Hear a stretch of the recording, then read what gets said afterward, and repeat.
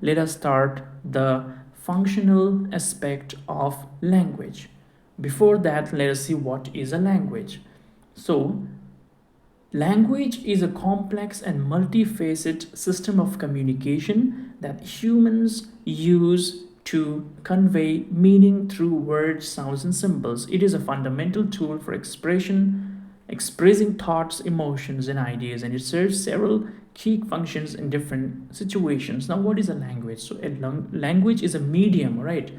Language is a medium, or it is a it is a complex and multi-faced system of communication which help human beings to convey, to say what they want to say, to converse with one another. How? Through messages, through words, through sounds, through actions, through symbols. So it is fundamental tool. So language is a fundamental tool. It is very important because through the language we can share our thoughts, ideas, emotions, right? And also it serves as key functions in different situations. So here's a detailed explanation of the functional aspect of language with examples. So let us see what is the functional aspect of language. So number one, we have expressive function. Very simple. I don't even have to explain all this. Expressive function means what? Of course, it is going to talk about expression, how we express ourselves, right? So the expressive function of language allows individuals to express their emotions, feelings, and thoughts. It enables them to convey their inner states to others. Of course, expressive function means using the language we can express ourselves. I am angry, I am sad, I am happy. I can express that by making use of languages, signs, or symbols. Yes or no? So example is given here. When someone says, I am so excited about the upcoming trip, they are using languages expressively to communicate their emotions, right? Suppose if you say, I'm so excited that MTED exam is coming on the 25th of April. Or somebody says, I'm so sad, this MTED exam is starting or coming on the 25th of April. It should have come by December. So what are you doing? You are expressing yourself. You are expressing your excitement, happiness, and sadness at the same time, right? Now, referential function. Reference. What do you understand by reference? Reference means in reference to something. So, the referential function is used to convey information and describe the world. It helps individual reference people, objects, and events. For example, the Eiffel Tower is in Paris. This is a sentence that serves a referential function by providing information about the location of famous landmark. So, of course, referential means we will make use of the locations or the places or the buildings in order to share the knowledge about something. For example, if we say Taj Mahal is in Agra. So what is this? This is a piece of information which I have provided you, right? How? With the help of the monument or with the help of the location of the seven wonders of the world, right? Directive function. Definition: the directive function is employed to give instructions, make requests, or provide guidance. It is often used in situations where individuals want others to take specific actions. Please pass the salt is a directive statement that communicates a request to someone at the dinner table. What is this now? This means that directive function means if you are, requesting, if you want something but from other. Suppose if you ask somebody, can you please close that door? Can you please pass me that book? Can you please excuse me and let me go or let me pass by? So what are these? These are the request, the pleading. You are asking, requesting somebody to excuse you so that your work can be done. So this is directive function. Now, Phatic function. The Phatic function of language is used for social interaction and maintaining communication. It helps establish and maintain rapport without conveying specific information. Examples: greeting like hello, how are you, are the Phatic functions by initiating or continuing conversation rather than conveying new information. So now you see this Phatic function is important.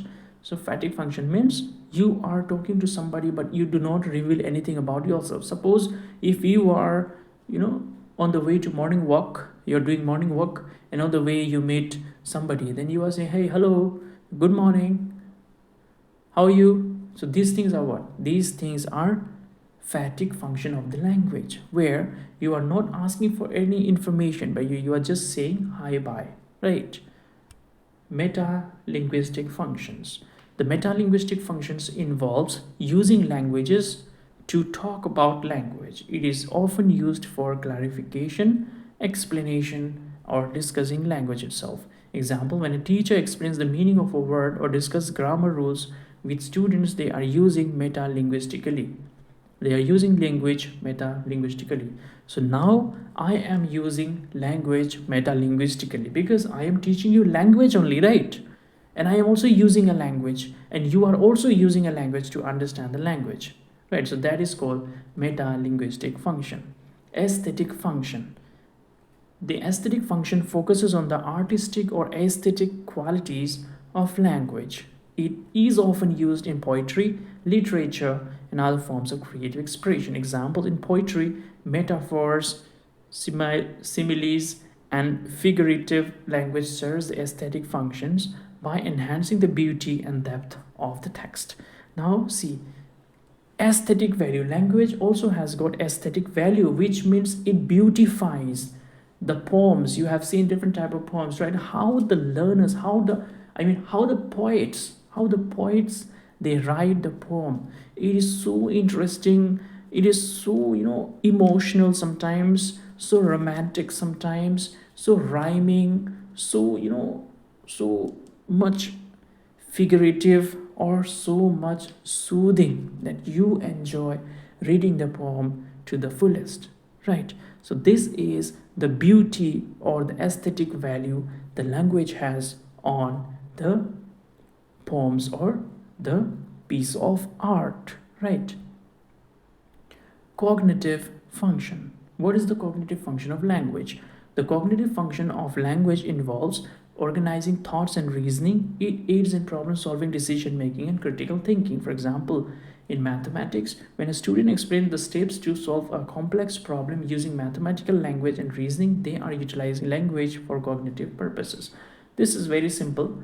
So, cognitive means what? Cognitive means your mind, your mental health, your brain, right? So the cognitive function of language involves organizing. So you are, using your brain to think, to reason out, to put the logics, to make the decisions, to do the critical thinking. You are making use of what? You are making use of your cognitive abilities in the process of language learning. Here an example is given of mathematics. So when a student is trying to solve the mathematical problem by using different steps to solve a complex problem, then he or she is making use of the mathematical language and reasoning.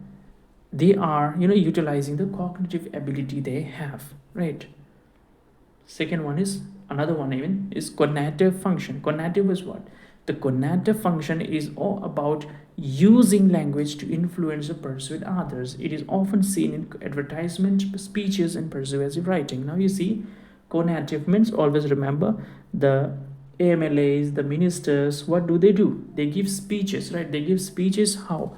In order to influence you, in order to convince you, yes, we will construct the road from here to there, from Kashmir to Kanyakumari, we are going to construct the road, but you have to vote for me. These are the persuasive speeches where they are seeking your, attention, or they are seeking your support. The advertisement, you will see 10 teachers are required, and with handsome salary, 25,000 salary per month. So this is for what? This is for, making you or attracting you to gain your attention. They do it. Example, a political speech that aims to convince people to support a particular candidate or policy uses language with a conative function. So this is what just now I explained. Now, evocative function. The evocative function of language is about inspiring emotions, memories, or response in others. It is often used in storytelling and rhetoric. Example, when a storyteller uses vivid and descriptive language to evoke a sense of adventure or nostalgia in the audience. They are employing language evocatively,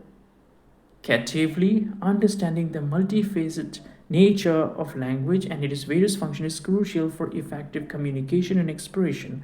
Depending on the situation, individuals use language in different ways to achieve their communication goals, whether it's sharing information, expressing emotions, influencing others, or simply maintaining social connections. So now you see, my dear friends, evocative function means when somebody is telling you a story, the way he or she is telling you the story, the inspirational story, or the something, any experience he or she had, the art, when a storyteller uses to describe the language, to you know to inculcate in you a sense of nostalgia, a sense of emotion, a sense of feeling, that is known as evocative function. So when a storyteller uses vivid and descriptive language to make a sense of adventure or nostalgia in audience, they are employing language evocatively. All right, so that's why, my dear friends, depending on the situation, whatever the situation we are in, individuals use language but in different ways. Why? So that they can achieve their communication goals, whatever they want to say, whatever they want to convince, whether they are by doing it by sharing information, by expressing emotions, by influencing others, or simply by maintaining social connections. So there can be different ways and different modes to carry out the process of language development. All right, so I think this is all in this video. So thank you everyone for staying connected with the Ashok Tutorials Meghalay's first MTech channel. Thank you.